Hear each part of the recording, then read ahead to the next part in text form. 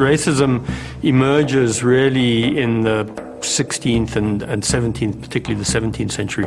Europeans were enslaving and had for some centuries been enslaving people both of Africa and of the New World. The history of racism in the Western world is broadly associated with slavery as the early form of colonialism. And it's in that context that something called race is created, which essentially means that certain people who are defined as non-Europeans find themselves ruled and governed by Europeans. For people in America in the 17th and the 18th century, race was a fact of life. And I think that racism is something that comes out of that interaction of necessity. This isn't people cooking up racism in their laboratory or in their study and then going out into the world to apply it. In a sense, white people, and blacks and Indians, worked out their ideas of race in proximity with each other on the hoof. The British don't become slave traders and slavers because they are racist. They become racist because they use slaves for great profit in the Americas and devise a set of attitudes towards black people that justifies what they've done. The real engine behind the slave system is economics.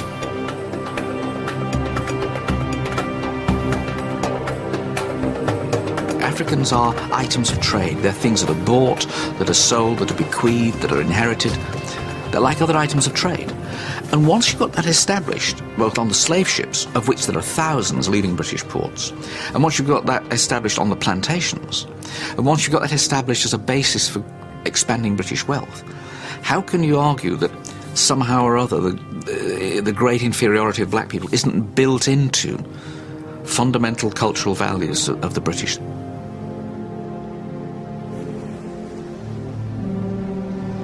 John Hawkins was perhaps the first English trader to actually kidnap slaves from Tagrin, which is a couple of miles from Freetown, and forcibly took slaves away from Sierra Leone. The sad thing is that this man was even made a knight. When we were in school, we read about Sir John Hawkins as if he was such a good person, he was such a righteous person, somebody who had contributed positively to, the creation of the British Empire. It was only much later that some of us learned with regret that, in fact, he was not only involved in the slave trade, but he actually captured, slaves. He established places down the quay, down by Government Wharf, what we call Government Wharf now. Over time, it became an industry, and a lot of English traders and a lot of Sierra Leonean rulers, particularly those along the coast, became heavily involved in the slave trade. And we have, for instance, several islands off the coast of Sierra Leone that were prominent slave trading posts, like Bonds Island, for instance, where there were English force, other European South force, even Americans were very heavily involved in the slave trade from Bonds Island. Which that come for buy. The number there, in a group iron, the number we want, he take them. He put on this fire room, open, a banner, na. And of course, we know the way they were taken, captured, tied up, chained, and thrown into the ships. So it was a very bad experience for the slaves from the moment they were captured up to the time they reached the so-called New World. And then those who survived and did arrive, had to be put for sale. And then when they were bought, they had to undergo all kinds of indignities. One great woman, it could cost 2 man price. Sometimes it work for you, not the garden. Not come back, it work for you, it born picking for you. Now for that, it pay 2 times for one great woman. When the boat come, collect tuna, go. No Caribbean.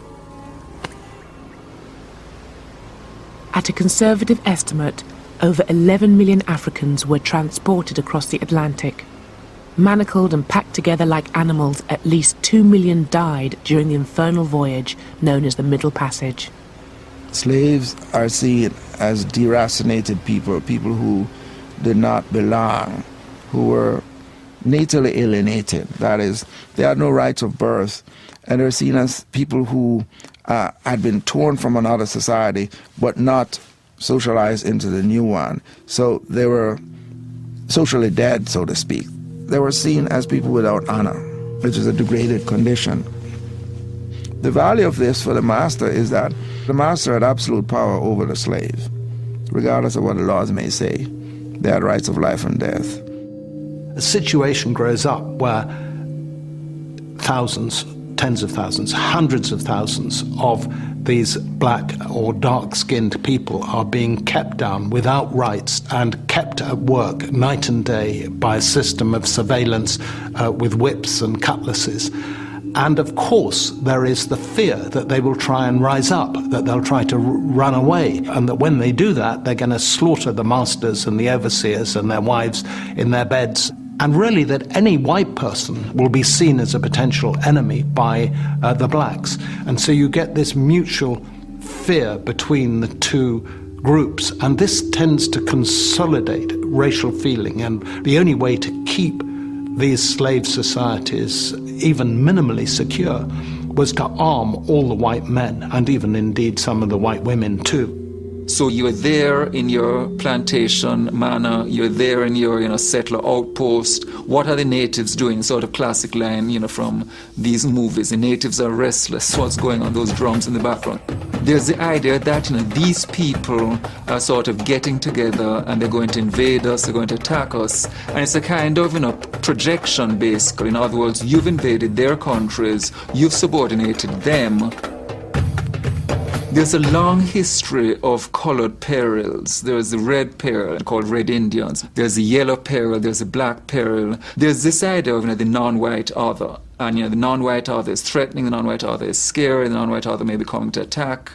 And it comes out of, you could say, a bad conscience in part, a sort of subconscious recognition perhaps of the kind of things that have been done to the non-white other. In the early 16th century, from Chile in the south to Florida in the north, this non-white other was no more than vermin to be exterminated. The Dominican monk Bartolomé de las Casas was eyewitness to countless atrocities against the native populations. His account reads like a catalogue of genocide. The mainland in the region known as Florida.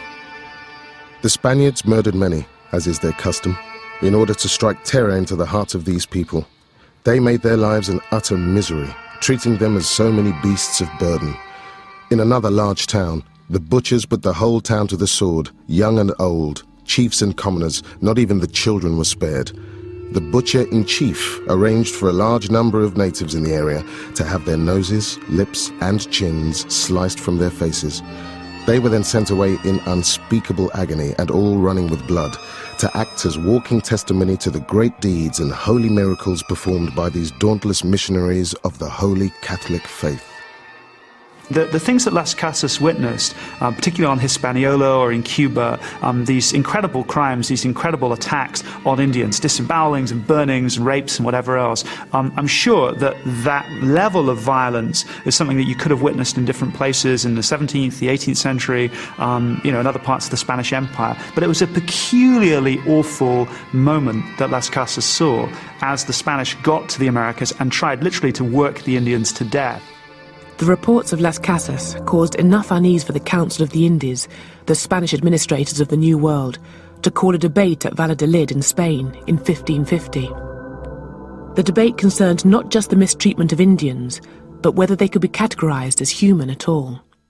In contest with Las Casas, the champion of the native populations, was the Jesuit Juan Ginés de Sepulveda. By this time, the Spanish have been in the Americas for about 50 years. And during that time, the brutalities carried out by the conquistadors had reached such heights that it caused some alarm. And out of that context came this particular debate.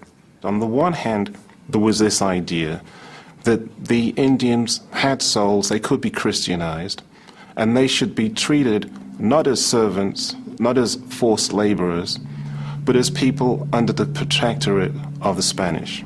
On the other side of the debate was the idea that perhaps these are not people with souls, perhaps these are people who are natural slaves. And in that context, they could be coerced to produce labor. What Las Casas wanted to do was to change the policy of the Spanish crown towards the Indians. So paradoxically, he was able to get slavery of Indians banned. That's something which the Spanish crown bans, outlaws, and by 1542 the laws have been changed to ensure that there can no longer be Indian slaves. But Las Casas also suggests that the labor shortfall in America can be made up with black slaves from Africa, which I think he later regretted, later in life. It's a key moment insofar as the reflection on the system that produces race is there in that debate. The system that produces race, which will produce race over the next 200-300 years, is that colonial system, which takes this diverse range of peoples and defines them as Indian, forces that category on them. And it's in that context that you begin to see two things that go hand in hand with the development of racism.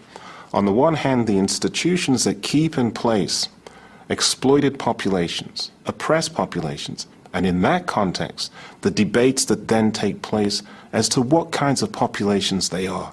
These debates begin with lawyers, they move to anthropologists, and then they move on to biologists, always debating within that context of colonialism, which fixes those people as objects of investigation.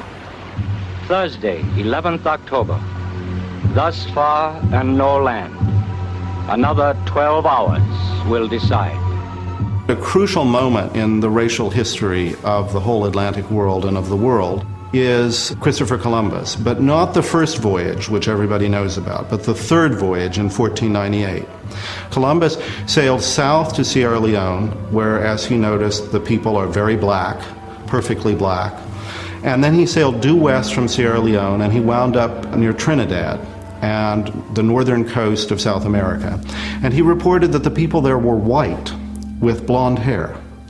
And that shouldn't have happened according to the prevailing theories of skin color in the whole classical world in the medieval period. What happened with Columbus is that people started to realize that you could stay on the same latitude and get radically different skin colors. And if that was the case, then there had to be some other explanation for skin color other than geography.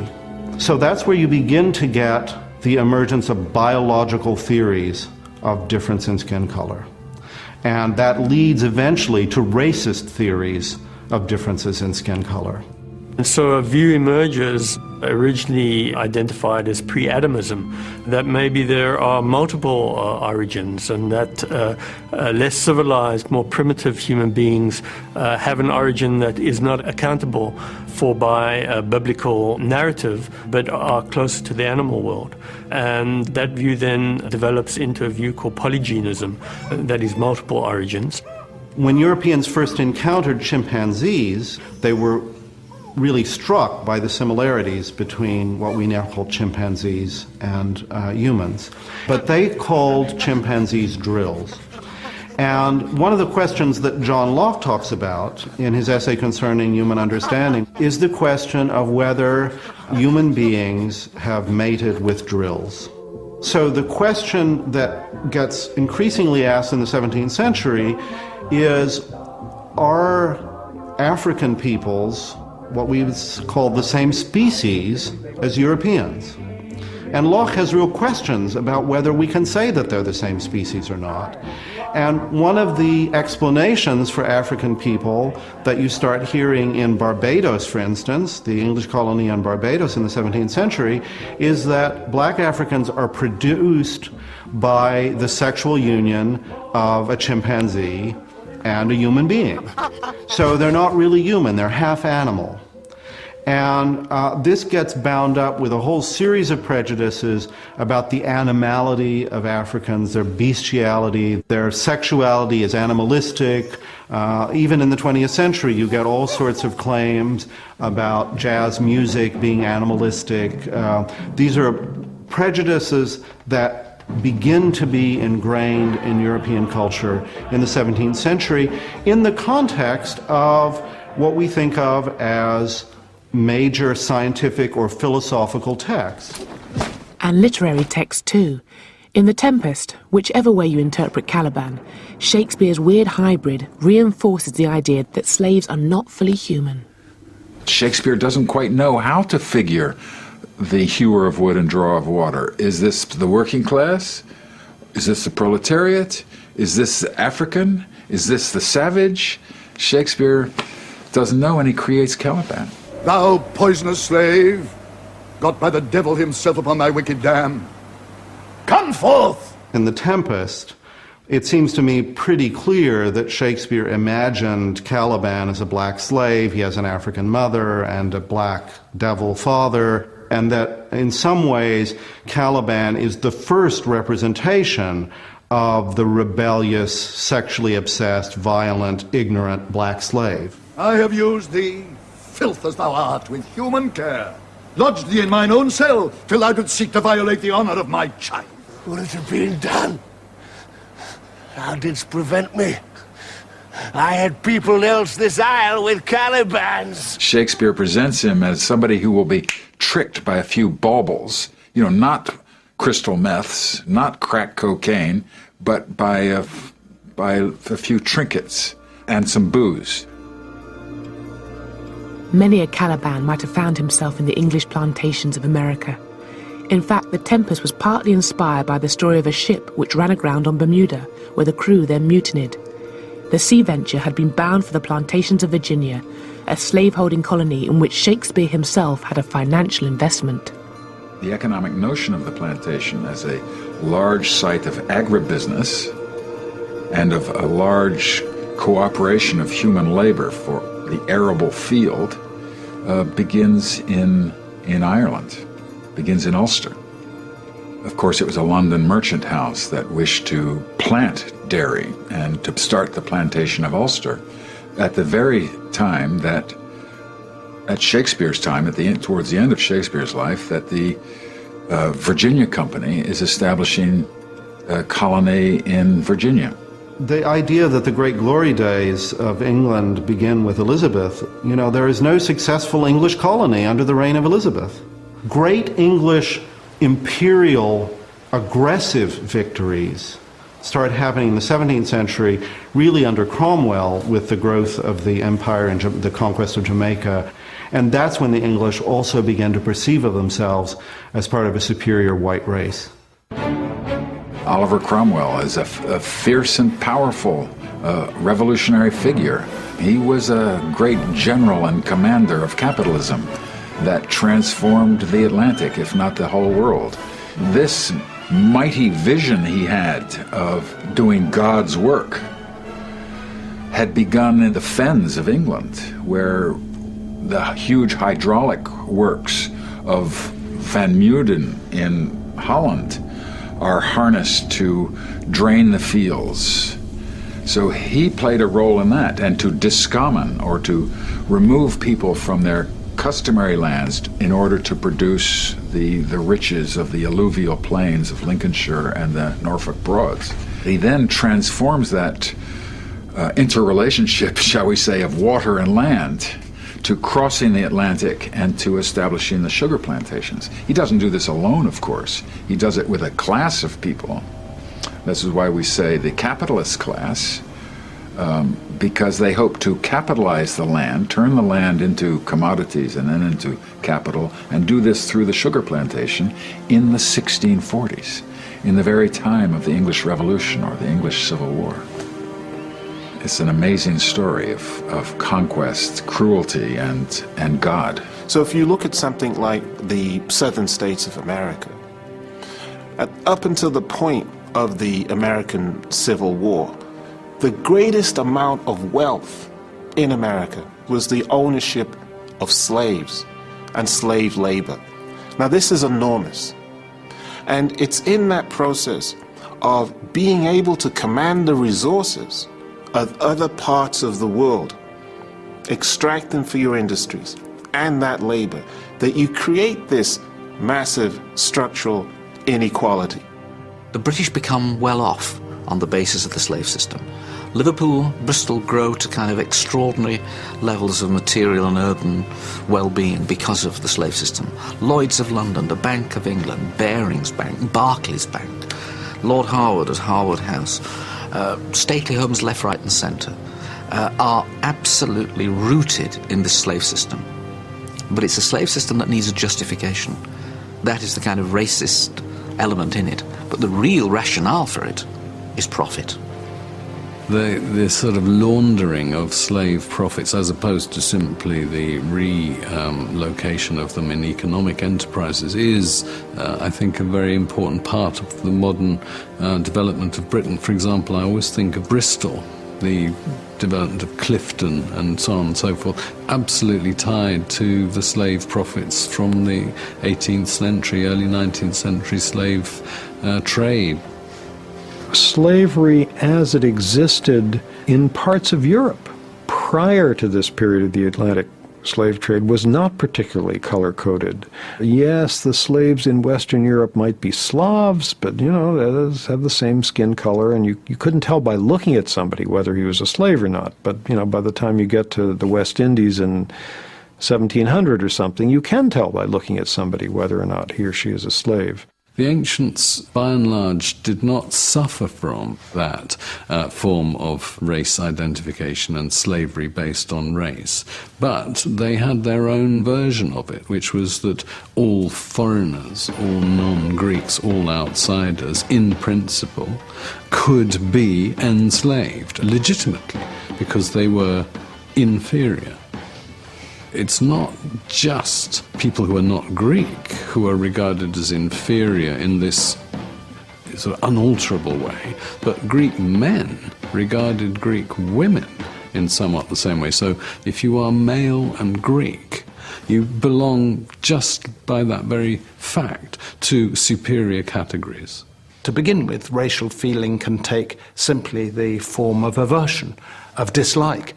But in the case of New World slavery, what it's doing is taking the form of domination, of exploitation, something much more coherent, something much more purposeful. It's not just a casual prejudice against people who are unlike ourselves. It's a determination to use those people who are unlike ourselves. So it's this that creates the more intense racial feeling that comes out of the widespread adoption of slavery in the plantations in the Americas. In antiquity, defenders of the institution of slavery didn't rely on ideas of racial inferiority or skin colour to justify it, but the ideas of one of the great thinkers of antiquity, who was much quoted in the Valladolid debates, would be adapted to the context of New World slavery. Aristotle, if I could use an awful phrase, is the nigger in the woodpile, because his views were looked back to from the later medieval period onwards and cited because Aristotle was regarded as, though unfortunately he wasn't a Christian, he lived too early, nevertheless he was the next best thing. And if he said slavery was a natural phenomenon, then it probably was. But it's very important to be clear that Aristotle was not speaking in terms of external racial characteristics, colour. Genesis chapter 9, verse 25. And Noah began to be a husbandman, and he planted... An authority even greater than Aristotle's was invoked to justify slavery: God and his good book. Genesis chapter 9, verse 25 was interpreted by Christians as divine authorization for trafficking in slaves and the ownership of plantations. And this is kind of a funny story, and from our perspective it seems sort of ridiculous, but this was taken very seriously indeed. After the flood, Noah gets out, there are still waters all around, and so Noah decides he's going to set up a vineyard. Noah gets drunk. He has 3 sons, Japheth, Shem, and Ham. Ham goes into Noah's chamber while he's lying in this inebriated state, and then takes off the sheet, looks down at Noah, and then calls in his brothers. And Ham, the father of Canaan, saw the nakedness of his father. And says, "Look at our father who's lying naked," and tries to get his brothers to laugh. When Noah comes round from his stupor, he's furious, and he pronounces a curse on Ham's descendants. And he said, "Cursed be Canaan, The servant of servants shall he be unto his brethren. So he says that Ham's son, who's called Canaan, will from then on be cursed in perpetuity, and he'll be a slave to the other two brothers, Shem and Japheth. The curse of Ham was not specifically black from the beginning. There was a medieval writer representing the lords of the manor saying the peasants are the descendants of Ham, and that's why they have to serve. The word slave originally originated from Slavic. These were people who had been captured on the eastern frontiers of Europe. And it was not until about the 15th century with the Portuguese in West Africa began to specifically identify Africans with the curse. But the idea is that one branch of the human family has been enslaved because of this curse, which Noah pronounced on Ham. It's a kind of one-size-fits-all oppressors story, because you can decide whatever group it is that you want to enslave or oppress are the descendants of Ham, and therefore you have a biblical justification for your mistreatment of them. Christianity it does different things at different times. In other words, there's certainly a strand of thinking in which people justify slavery by arguing that it's bringing people in Africa into Christianity and so forth. Christianity is just one aspect of a number of different systems of thinking that would create the colonial basis for the kinds of knowledge which will be used to define non-European populations. So you move from Christianity to liberalism, to notions of humanitarianism, to capitalism. All these kinds of interventions are part of trying to manage and make sense of what the colonial enterprise is without questioning the colonial enterprise, without questioning what Atlantic slavery is. Christianity's role in slavery is very complex. For most of its history, it basically accepted slavery as part of the order of things. In a way, the parallel would be the attitude towards a homeless person today. I mean, we see it not as a sin or as evil, but as an unfortunate situation. And this continued right up to the middle of the 18th century, when a truly radical change took place in which some Christian thinkers began to see slavery as a sin. Enslavement of the natives of North America was never European policy, but that didn't make life any easier for these indigenous peoples, whose relationship with the settlers would ultimately leave most of them either victimized or dead. If you look at Native Americans from their perspective, when white people arrived, they were a disruption, they were shocking, and they were surprising in all sorts of ways. But for many Indians, they simply looked at them as another rival group. And this is one of the interesting facts about 17th century American history. From Indians' perspectives, whites were in a way a bit similar to other rival Indian nations. So perhaps you'd trade with whites, perhaps you'd make war with whites, perhaps you'd ally with the whites against another Indian nation. Indians didn't see things in white and red, if you want to put it that way, white and red terms, because the white settlements weren't powerful enough until much later in the 17th century, even into the 18th century. So they didn't see this as an invasion, as a form of genocide, in a way that would unite them as Indians against white people.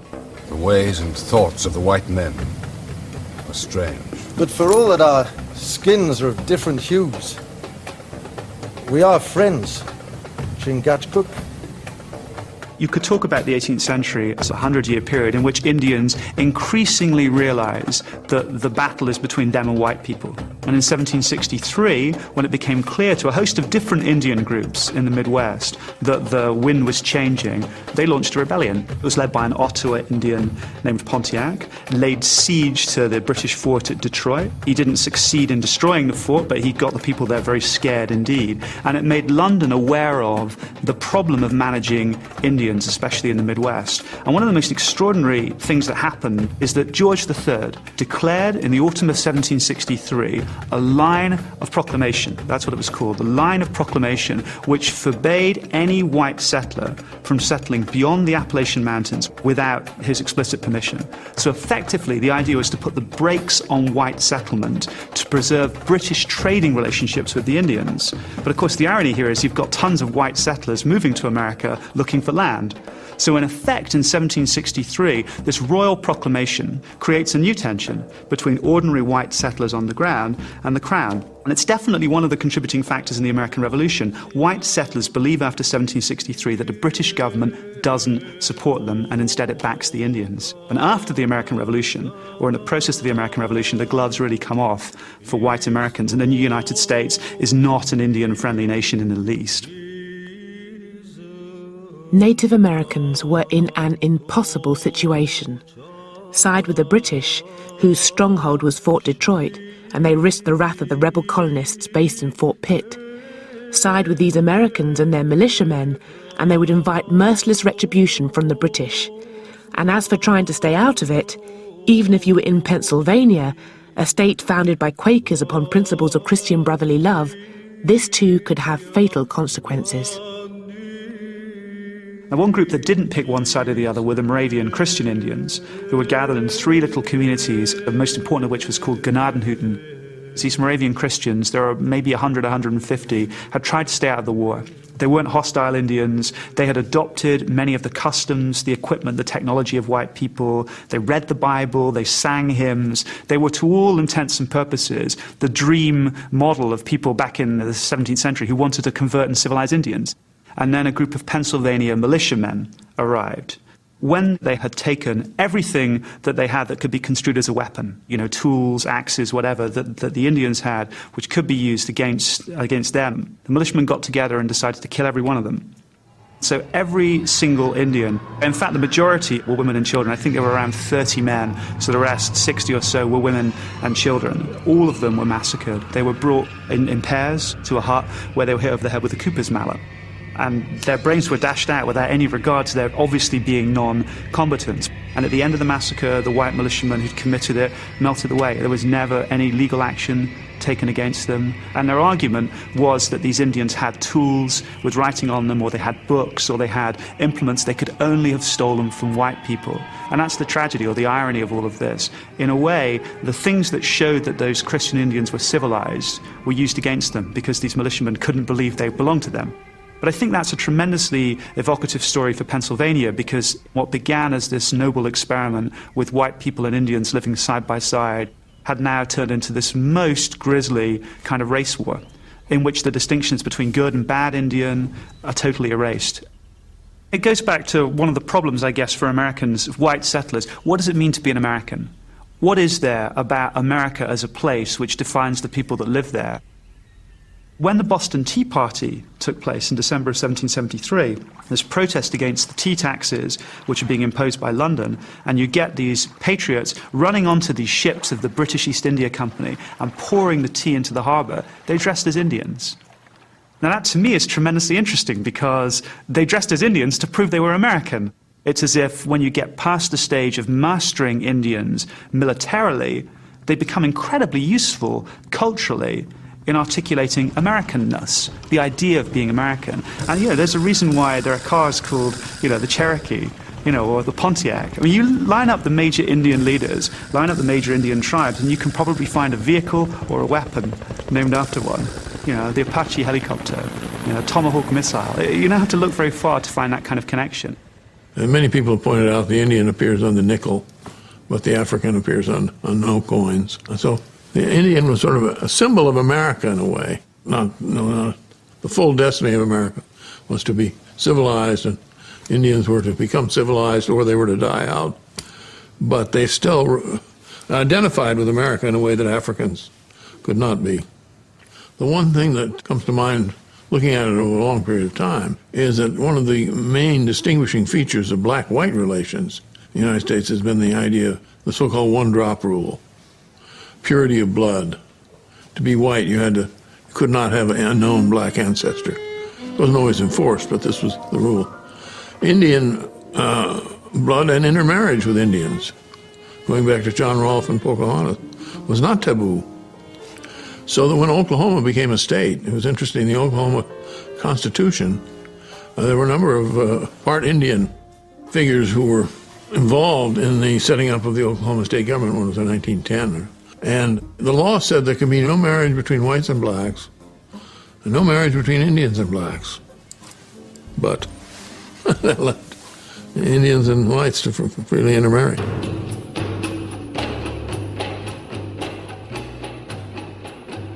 The mid-18th century is considered a pivotal historical moment when the Enlightenment dream of the brotherhood of man, championed by philosophers like David Hume, Voltaire, Rousseau, and the encyclopedists, came to prominence. This period gave rise to the ideals of liberty, equality, and fraternity, principles that fueled the American and French revolutions. But these popular democratic principles were never universally applied. Choose any intellectual giant of the Enlightenment, and almost without exception, you will have chosen a proponent of equal rights, who really believes that some men are more equal than others. Kant is seen as, one of the most important philosophers of the modern period of the past few hundred years. And he's certainly seen as the most important moral philosopher, in that the crucial idea is this idea of personhood, and you respect the personhood of others, you don't diss other people. And yet, simultaneous with that, Kant also has these writings in anthropology and physical geography, in which he basically outlines a kind of four-tiered level of human beings. It's basically a racially restrictive view of personhood, that a prerequisite for being a personhood is basically being white. It's only the European tier, the sort of top tier, who have what it takes to become full persons. And Asians, one rung below Europeans, blacks, one rung below that, Native Americans. These are the tiers. Even if they're human, they're not full persons. The Enlightenment is a two-edged sword. It provided the basis for an argument for the social and political equality of all men. But at the same time, it provided the opportunity to look at human beings not as children of God, but as varieties of animal.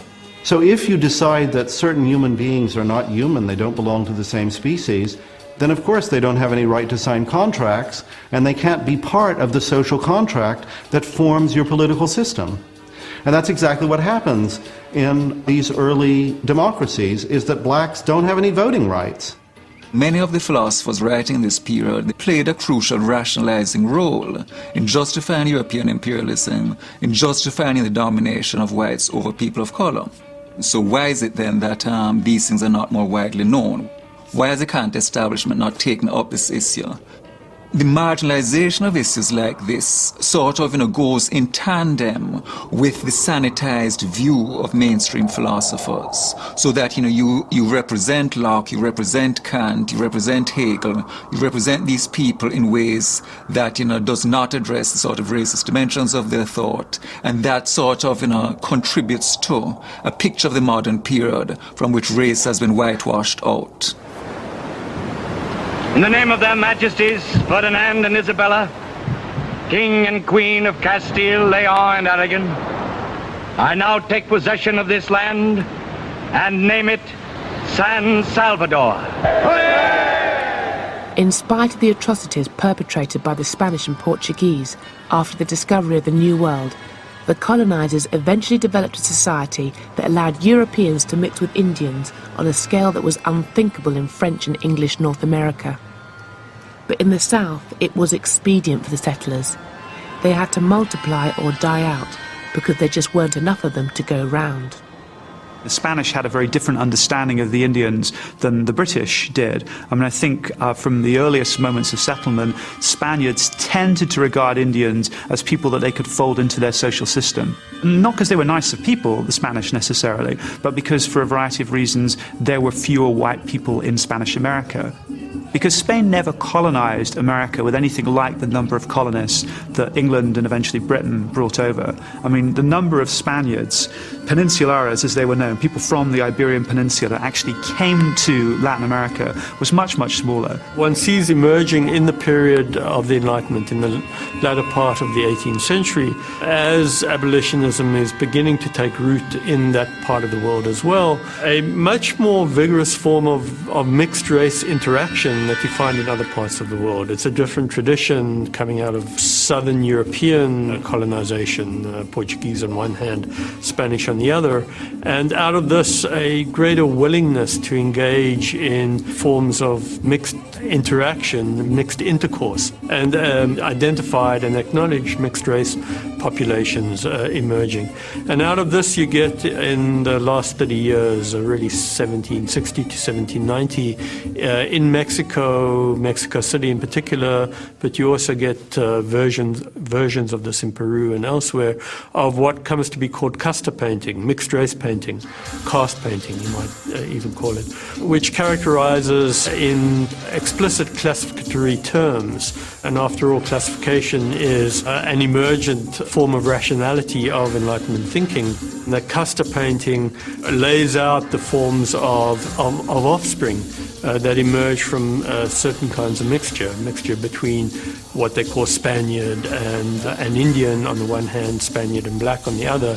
In other words, European or white, with other racial forms, Indian and African, and then mixtures as well with the mixtures of the mixtures, so to speak. So you get various gradations, and you might even call it degradations, of racial mixing that go from mestizo and so on.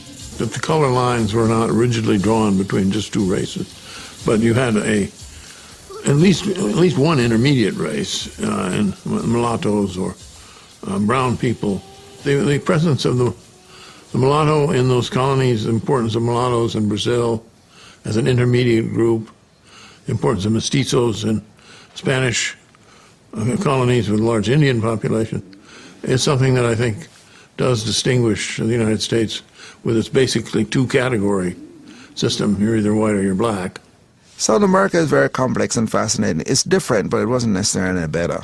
It's easy to be fooled by the system because you go there and you see blacks and whites among the poor mixing together, whereas they don't in the United States. Because what the U.S. did with this one-drop rule was to encourage a sense of solidarity among whites as a way of dividing them from blacks. And one reason you never had working-class solidarity in America is because the one-drop rule and the binary system of race is a powerful tool for dividing the working classes, between whites and blacks. And the lower down the system you go, the more economically vulnerable and marginal the white person is, the more he's inclined to be racist, because it's the only way in which he has some status. He's, at least I'm not black. And so the white poor and the black poor are totally against each other. So it became a perfect system of division. Latin American societies are far more racist at the top than the United States. I mean, the Brazilian military brass is completely white. The Brazilian political elite is, until recently, completely white. Whereas in the United States, the higher up you go now, because of civil rights laws and so on, the more integrated the population, and the American political elite is thoroughly integrated. I mean, the Secretary of State is black. You know, the Congressional Black Caucus is very powerful. Part of the reason for this is that the way black Americans took over the one-drop rule and turned it to their own ends for mobilization and solidarity. Whereas in Brazil, they go on about their racial democracy. All they mean by that is that white men were going to bed with black women and not feeling guilty about it, and producing mixed kids whom they great beauty queens. But the system remained viciously unequal. Brazil is the most unequal society in the Western world. And blacks are completely at the bottom. So it's a pernicious system. It's apartheid without apartheid laws. And at the top, it's thoroughly racist. If contemporary democracies can be called racist, then it should come as no surprise that over 200 years ago, a very early democratic experiment in Sierra Leone went badly wrong. Freetown became the home of the black loyalists, ex-slaves who freed themselves by fighting for the British in the American War of Independence.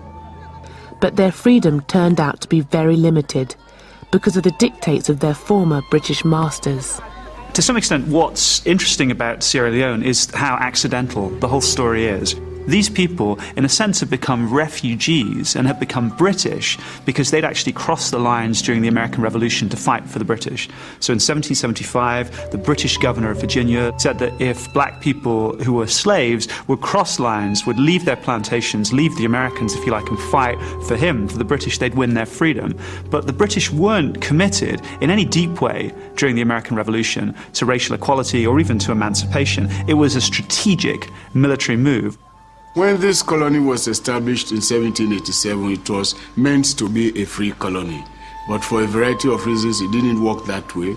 The problems with the colony inhabitants really came to the forefront with the arrival of the Nova Scotian settlers. These were blacks who had helped the British during the American War of Independence, and they had been promised some land in Nova Scotia. They were called the Black Loyalists. Many of the promises that the British made to them were never fulfilled. The tragedy of Sierra Leone in the 1790s is the difficulty, the almost impossibility, I guess, for whites of letting black people run the colony. I mean, it was constantly run by or overseen by white people. And black people, I think, didn't think that's how it was going to work out. They imagined they'd have much, much more power and authority. They wouldn't just be electing constables, they'd be running the colony. And that didn't happen. These Nova Scotian settlers that came here had all the resources that would enable them to govern themselves as an independent people. They had black pastors, they had black politicians who had mobilized them in Canada to move over to Sierra Leone. So they really had the human resource to be able to govern themselves as a free and independent people. You have a view that emerges at the same time and fuels abolitionism, the claim that those who are not European or of European descent are historically immature by contrast with those who are European or European settlers. Europeans see themselves as having the obligation, the burden to civilize something that's still with us today. One sees it in relation to the invasion of Iraq, for example. We will come in and teach you how to govern yourselves because you haven't been able to govern yourselves hitherto. It was really a great opportunity that was lost because had these people been given the opportunity to govern themselves, it is possible that perhaps Sierra Leone would never have been colonized in the real sense of the word, and Sierra Leone could probably have been the first black African country to be free of colonial rule. I believe there are a few events in my life which have not happened to many. Olaudah Equiano, whose first slave name was Gustava Vasa, obtains his freedom in London and becomes a key figure in the abolitionist movement. His autobiography really becomes the transforming political document to the abolitionist movement. Olaudah Equiano is just one of the great campaigners consigned to the margins of history, while William Wilberforce is represented as the all-conquering hero who abolished slavery. However, no matter which great abolitionist you choose, you will find even greater forces behind them, from the radical Christianity of the Quakers to the workers forming what would become the trades union movement. The other thing about Equiano was he's the one who connected the artisans of the London Corresponding Society in 1792. He connected them with the steel workers, the coal miners, and the factory workers of Sheffield. And it was this conjunction of the industrial proletariat and the artisans of London which historians have often seen as the beginning of the English working class as a whole. But it was Olaudah Equiano who had brought them together. The period where you see the most solidarity between enslaved Africans and the white working class, in Britain anyway, I think were the early years of the abolition movement. Starting in the late 1780s, hundreds of thousands of Britons signed petitions to Parliament against the slave trade. And amazingly, a lot of these petitions came from workers. There were 769 metal workers in Sheffield who signed a remarkable petition to Parliament that said, in effect, you might expect us to be in favor of the slave trade because we sell a lot of the wares we make to the captains of slave ships who used them as trading goods to buy slaves in Africa, but we want to express our solidarity with our African brethren, and we are told that they do not wish to be slaves. It's a very slow movement, a kind of shifting of the kind of tectonic plates underneath Western life, late 18th century. And the shift is, Enlightenment writing and kind of changes in theological views. But those small tectonic changes produce tremendous changes above. And one of the things that they do is to open to question the very existence of the slave trade and slavery. The decisive event that affected all of culture at the time, it has to be the first successful slave revolution in human history, and the successful break from European imperial powers. And that's the Haitian War of Independence that breaks out in August 1791. It's one island, originally colonized by the Spanish, who effectively abandon the western portion of the island, which the French squat on and eventually create their own colony on, which they call Saint-Domingue. The other thing I think just to remember is that this was the most successful colony in the Americas. I mean, we think of it today as it's a poorest nation in the Americas. It's always talked about in those terms. At that time, it really was the richest site. It wasn't a nation of its own, but the richest colony in the Americas. The productivity was enormous. So for every, in a sense, empire in the Americas, in a sense, had their eye on it, would have loved to be able to take control of that sector of the economy. The beginning of the revolution happened really in the northern plain of Saint-Domingue, which really was this extremely industrialized zone in which there were these enormous sugar plantations. That's really where the revolution began, and I think that's important to remember as well, that these plantations, which were some of the most industrial sites in the world at the time, in terms of the combination of both of agriculture and production, generated this revolution. It came out of these plantations. The first stage of the revolution in 1791 was essentially about the slaves establishing control over these plantation domains. They transformed these wealthy plantations into their camps. One of the most interesting things that African historians have suggested about the revolution is that one of the reasons it may have succeeded is that there were huge numbers of men who had served in armies in Africa, who had been soldiers in Africa, who had been enslaved as a result of after participating in wars in Africa, and they brought their military experience to Saint-Domingue. 1793, Britain and France went to war, and Britain saw a chance to do two things in one go: to seize this very wealthy territory for itself, away from its enemy France, and to suppress the slave revolt before it could spread to Jamaica, which was very close by. Huge British force headed for Saint-Domingue, and for 5 years they fought the rebel slaves there who came under the leadership of Toussaint Louverture, the great Haitian leader, and they lost. The attempted repression of that revolt involved hundreds of thousands of English boys and young men who were shipped off to Haiti. And there they will meet at the other end of a bayonet or the other end of a machete, the historic indignation of slaves fighting for freedom. And it's a huge trauma to the English people. This was a case where an army of rebel slaves had defeated the army of the world's superpower, which was also the world's greatest slave trading nation. And it was a great shock.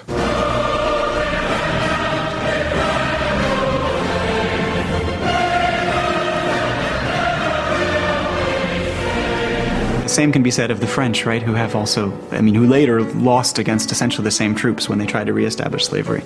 The British defeat was, in a sense, presaged the defeat of Napoleon's troops that would follow a few years later. This revolution seemed kind of unthinkable for a lot of thinkers. Anyway, the idea that this was happening in some ways, the idea that slaves would become generals and leaders of a revolution and would defeat these armies, it was just really hard to kind of fit into what they believed and what they saw. Now, a lot of people, of course, did think about it and brought it into their reality. But I think it challenged at the time and continues to challenge so many of our notions about where history is made, how history is made, who are the central actors in history.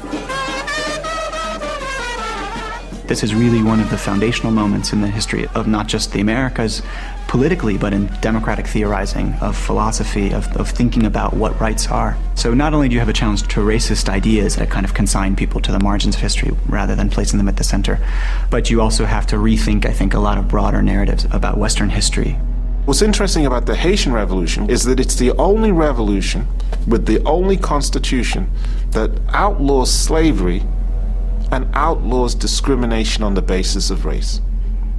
Now that is historic. That's not in the Bill of Rights in the US. It's not part of the unwritten constitution of the British Empire. But it's part of that history of opposing racism, which actually comes from the enslaved themselves, and not from the so-called humanitarian efforts of the abolitionist movement, which couldn't have been successful unless the slaves themselves were making slavery unstable. The cost they paid for it was a terrible one, because there was this international boycott of Haiti, and in the end they had to pay reparations. So it's not that reparations were paid to the slaves. They had to pay reparations to the French for property expropriated and so forth.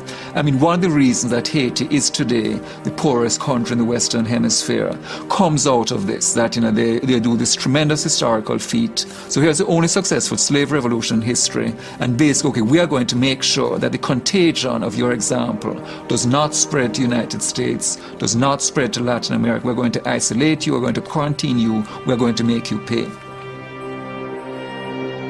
Slavery itself isn't abolished in the British Islands until 1833.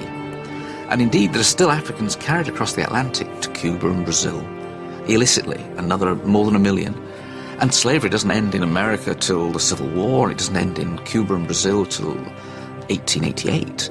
The sad truth of many situations like this, where there's a huge change on paper, a huge change on paper doesn't change people's material conditions of life, because what happened was British slaves finally became officially free, August 1st, 1838, but for almost all of them, there was no work available except continuing to cut sugarcane. And now they suddenly found themselves having to pay rent to the planters for the miserable huts that they lived in, and taxes to the government. And there were also all kinds of other strategies used essentially to prevent former slaves from gaining access to land, to prevent them from gaining access to the cities, to prevent them from gaining access to the professions and so forth. So there were all kinds of other strategies, all of them really largely tied together by a broader racial order that also kind of sustained a certain kind of subordination without slavery. Many of the abolitionists could see that it was unjust and it was cruel to perpetuate a system where people were enslaved and degraded. But that did not necessarily mean that they saw those people who were degraded and enslaved as civilized like them. So there is a disconnect. And it's a disconnect that has to be marked and given some significance, because historically we often think that abolitionism was like an anti-racist movement. It wasn't an anti-racist movement. You know, Britain moved out of slavery straight into a wider and deeper colonial empire. I think it's important that the British try and temper their sense of themselves and the sense of their past with an awareness that their history is not all drums and trumpetry. It's not all the kind of glories. It comes with a rather dark stain to it, a rather dark side to it. What's Rule Britannia about? Written in the 1740s, when Britain did rule the waves, but in the 1740s the British are carrying 40,000 Africans a year across the Atlantic. Never will be slaves. Britain never will be slaves. Of course, the end of slavery opened up all kinds of possibilities for contestation that simply were not there before. So I think it's the change was crucial, and ex-slaves mobilized political institutions, legal institutions, religious institutions, and were able to do so and kind of push forward. But it is striking, I think, that in a sense the struggle to really bring about a complete end or complete erasure of all the effects and legacies of slavery is still continuing in a lot of ways. Chancellor Gordon Brown has come to India to talk about trade and jobs, but instead he's having to reassure his hosts that Britain's not a racist country. I think we want to send a message, as I know most British people want. We are a nation of fairness and tolerance, and that is how I think most of the world want to understand it. The fear was that a row about Britain's past, if you like, about attitudes that many people thought should have gone and had gone, might actually hamper our future.